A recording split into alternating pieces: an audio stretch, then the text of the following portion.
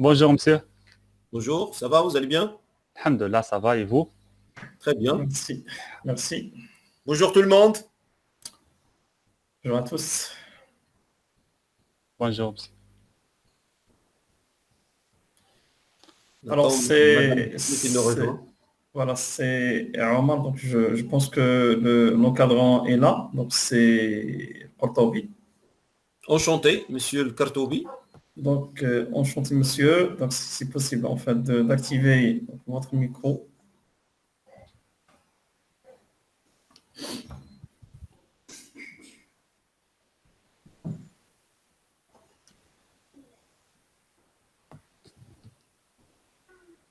Bonjour madame Dossi.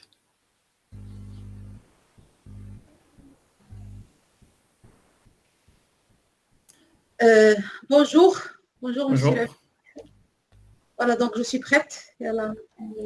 Attends, je vais appeler l'encadrant. De même, moi aussi je suis Bonjour prêt. monsieur. S'il vous plaît, بداو la réunion. D'accord. راه accepte غير active le micro. D'accord, merci.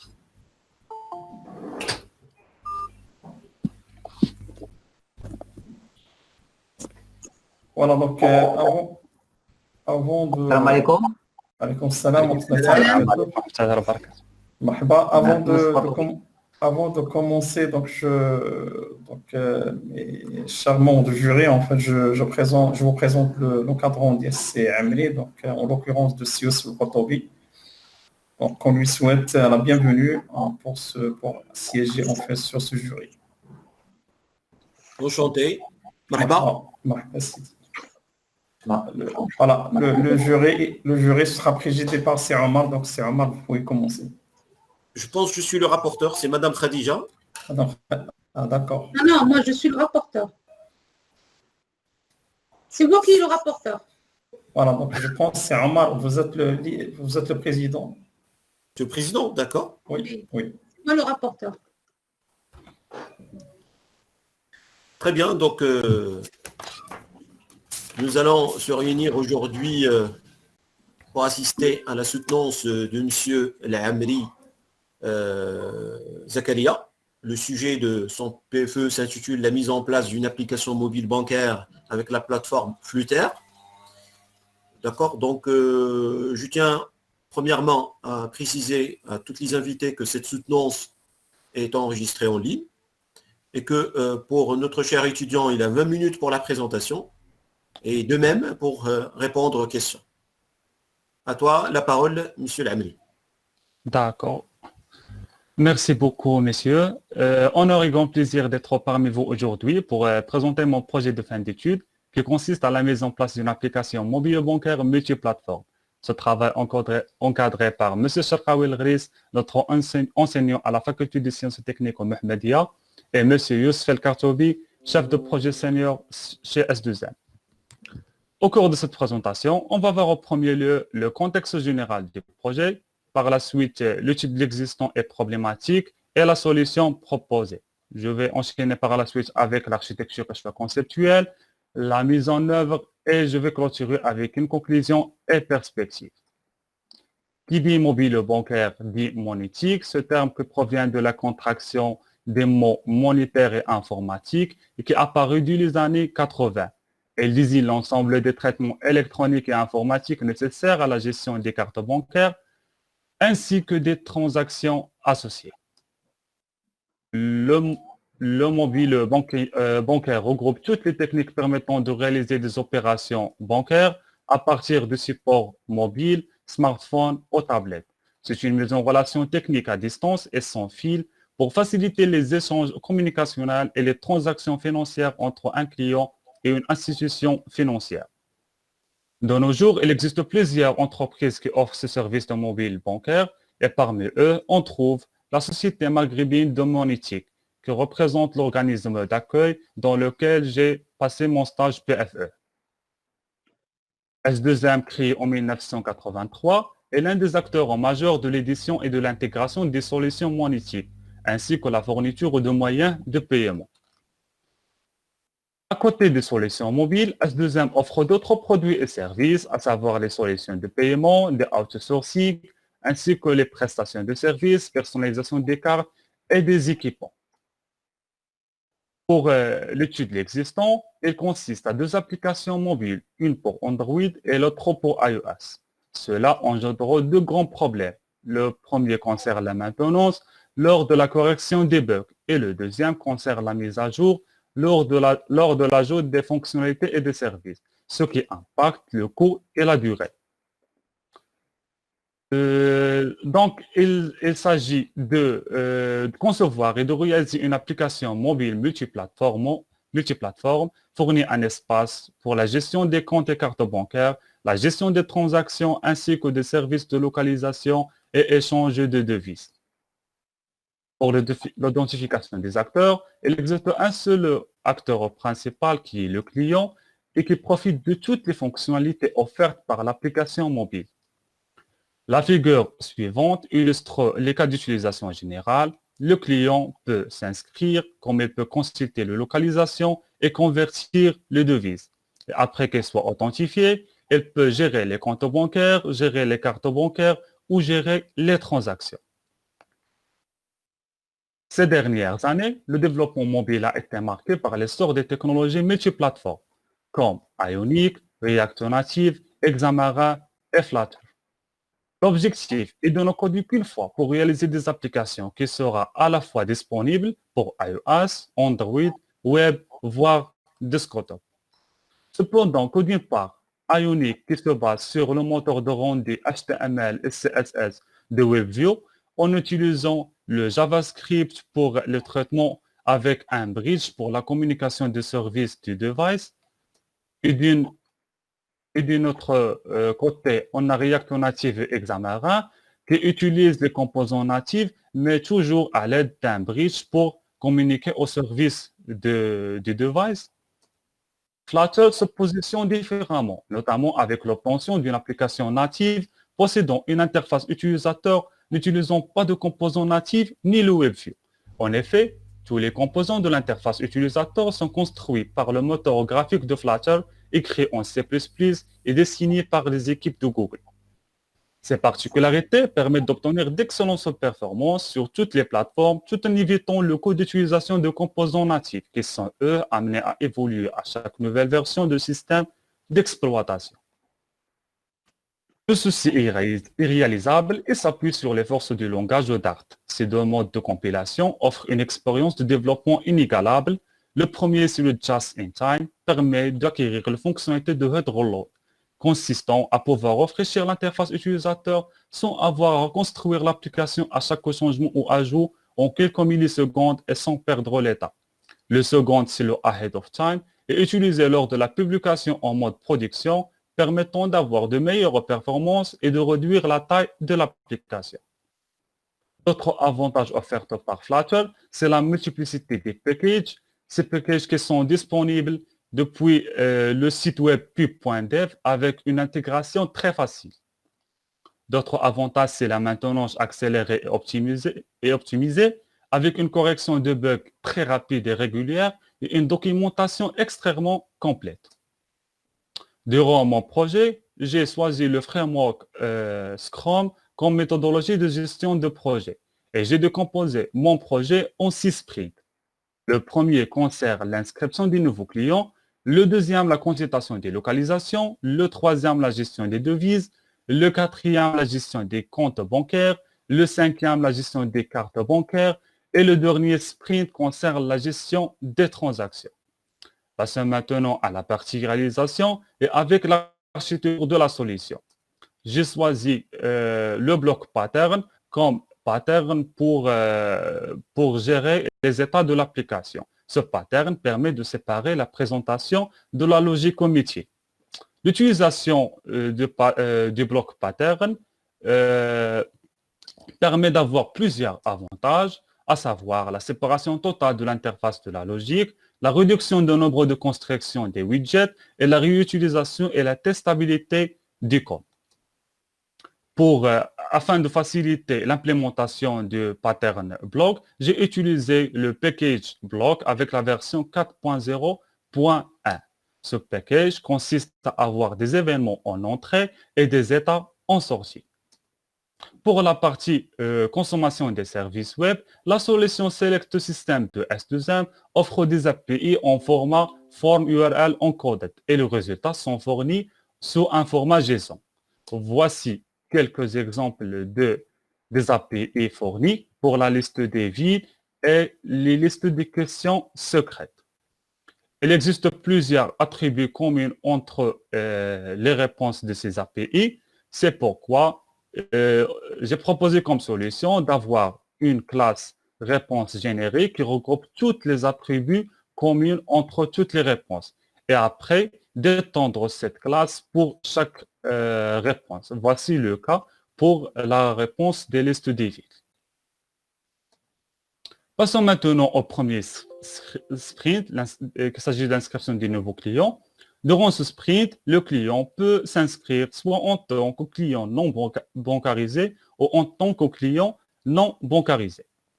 La figure suivante illustre le diagramme de classe de ce sprint. On a la classe Customer qui représente les clients avec l'ensemble des attributs. Chaque client, elle est dans une ville et elle a une nationalité et elle doit répondre à une question secrète. Et bien sûr, elle a une image. Cette image qui est représentée par la classe image qui hérite de la classe file. Le diagramme suivant illustre le déroulement de l'inscription de clients non bancarisés. Le client commence par demander la page. Le bloc reçoit un événement, reçoit ce événement et demande au service de consommer le web service afin de récupérer la liste de nationalité. Le web service répond avec une réponse JSON et le service essaie de construire un objet réponse nationalité depuis cette réponse JSON. Si le code de réponse est égal à 3.0, donc le web service est bien été consommé, le bloc aura les listes de nationalités et demande à l'interface d'afficher la première étape. Le client continue à valider les étapes d'inscription jusqu'à arriver à la dernière étape, il valide l'enregistrement. Le bloc demande au service de consommer le web service afin d'effectuer l'enregistrement. Et si le code de réponse est égal à 3.0, une confirmation est retournée vers le client. Sinon, un message d'erreur est affiché. Voici le diagramme séquence de la première étape. Le client commence par remplir le formulaire avec la ville, le nom, le prénom, le numéro de téléphone, l'email et la date de naissance ainsi que la nationalité. Il clique sur le bouton Continue. Le bloc valide l'interface. Si le formulaire est valide, le bloc demande au service de consommer le web service afin de valider l'unicité de numéro de téléphone. Et si tout est bien passé, une autre demande est envoyée vers le service afin de récupérer la liste de villes. C'est cette liste qui est envoyée vers le client dans l'étape prochaine, suivante. Sinon, un message d'erreur est renvoyé vers le client. Voici la partie réalisation de ce sprint. Donc, c'est la première étape d'inscription. Le client remplit le formulaire. S'il y a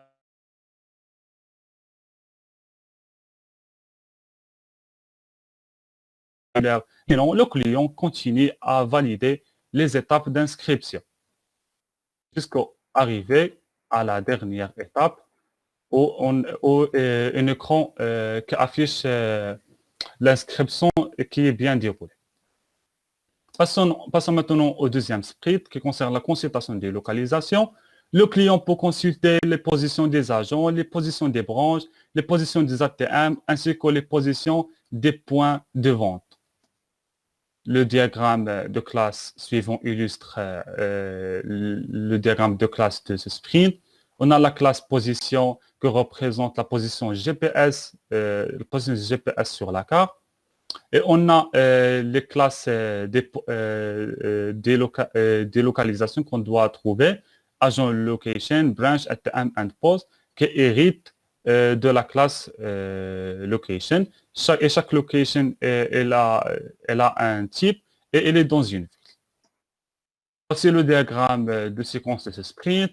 Donc, le client commence par demander l'interface.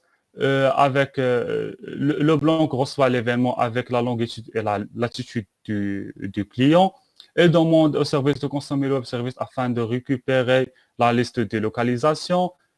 Si tout est bien déroulé, il analyse la réponse et initialise la map avec la liste des curseurs et demande à l'interface d'afficher la map, la carte. Sinon, un message d'erreur est renvoyé. Voici la réalisation de ce sprint. Donc, l'interface est décomposée en deux parties. La première, on trouve la carte avec l'ensemble des marqueurs. Et dans la deuxième partie, on trouve la liste des positions, ces positions qui sont cliquables. Pour le troisième sprint concerne la gestion des devises. Le client peut convertir les devises. On a une seule classe qui représente la devise avec le nombre de décimales et le code alpha de cette devise. Le diagramme de séquence pour ce sprint est comme suivant. Le client commence par choisir le montant ainsi que la devise et clique sur le bouton Convert.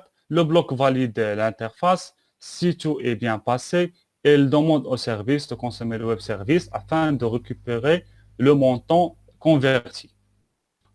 Et c'est ce montant qui est renvoyé vers le client. Sinon, s'il y a une erreur, un message d'erreur est renvoyé vers le client. Voici la partie réalisation de ce sprint. Le quatrième sprint concerne la gestion des comptes bancaires. Durant ce sprint, le client peut ajouter un compte ou visualiser la liste des comptes bancaires. Dans cette visualisation, il peut lister les transactions ou chercher une transaction donnée. Et tout cela, il peut être fait après qu'il soit authentifié. Voici le diagramme de classe de ce sprint. On a notre classe account qui représente le compte bancaire avec le solde et le numéro et le PIN. Chaque compte est là un type et il a un ensemble de transactions. Voici le diagramme de séquence pour lister la liste des transactions. Le client sélectionne le numéro de compte. Un événement est envoyé vers le bloc. Le bloc demande au service de consommer le web service afin de récupérer la liste des transactions. Et c'est cette liste qui est renvoyée vers l'utilisateur, sinon un message d'erreur est renvoyé. Voici la partie réalisation de ce sprint. La première figure illustre la liste des comptes bancaires avec le nom, le numéro et le solde. La deuxième figure, c'est pour l'ajout d'un compte bancaire. La troisième, pour lister les transactions d'un compte donné. Et le quatrième, c'est pour les détails d'une transaction. Le cinquième sprint concerne la gestion des cartes bancaires. Elle est similaire que le sprint précédent. Alors, le client peut ajouter une carte bancaire ou comme il peut visualiser la liste des cartes bancaires afin d'effectuer des traitements comme le blocage de la carte, l'emplacement de la carte ou le listage des transactions. Voici le diagramme de séquence pour l'ajout d'une carte. Le client commence par saisir le nom de la carte et le numéro de compte associé. Il clique sur le bouton Continue. Le bloc valide l'interface et il demande à l'interface d'afficher la deuxième étape. Le client clique sur le bouton Continue. Après, il saisit le PIN. C'est cette PIN qui est envoyée vers le bloc. Le bloc demande au service de consommer le web service afin d'effectuer l'ajout de la carte. Si tout est bien passé, le bloc demande à l'interface d'afficher la quatrième étape de confirmation. Sinon, un message d'erreur est renvoyé vers le client. C'est la partie réalisation de ce sprint. Cette figure, c'est pour la liste des cartes. Et les 3 autres figures, c'est pour l'ajout d'une carte. Pour le dernier sprint, concerne la gestion des transactions. Le client peut effectuer des transferts vers des membres externes comme il peut effectuer des transferts vers des membres de la banque. Pour le cas des membres externes, il peut faire des transferts vers des cartes ou des comptes nationaux. Pour le cas des membres de la banque, il peut effectuer des transferts vers carte ou vers compte, comme il peut effectuer un virement vers son propre compte. Voici le diagramme de séquence de transfert vers compte propre. C'est la première étape du transfert.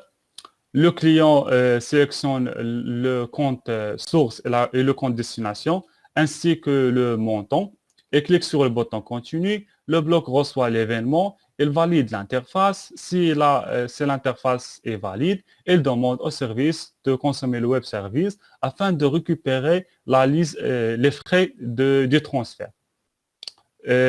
Si la récupération est bien été déroulée, le bloc demande à l'interface d'afficher la deuxième étape qui contient les frais du transfert. Sinon, un message d'erreur est renvoyé vers le client. Voici la partie réalisation de ce sprint. C'est pour le cas d'un transfert vers compte propre. Donc, le client commence par choisir le compte source, le compte destination, le montant ainsi que la note. La deuxième étape contient les frais de transfert. Après, il saisit le PIN et si tout est bien passé, une fenêtre de confirmation est affichée. Donc,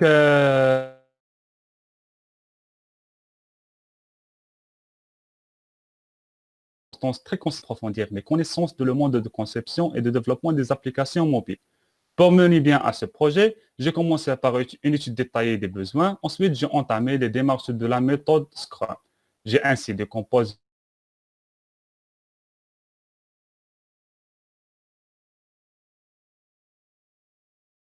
en perspective des travaux futurs. Cette application peut être étendue par l'ajout des services de paiement en ligne et la recharge télécom, ainsi que l'intégration des services d'authentification par empreinte digitale.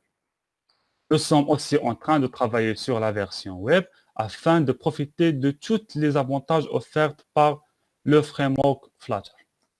Donc, ma présentation touche à sa fin. Je vous remercie pour votre présence et bienvenue à vos interventions.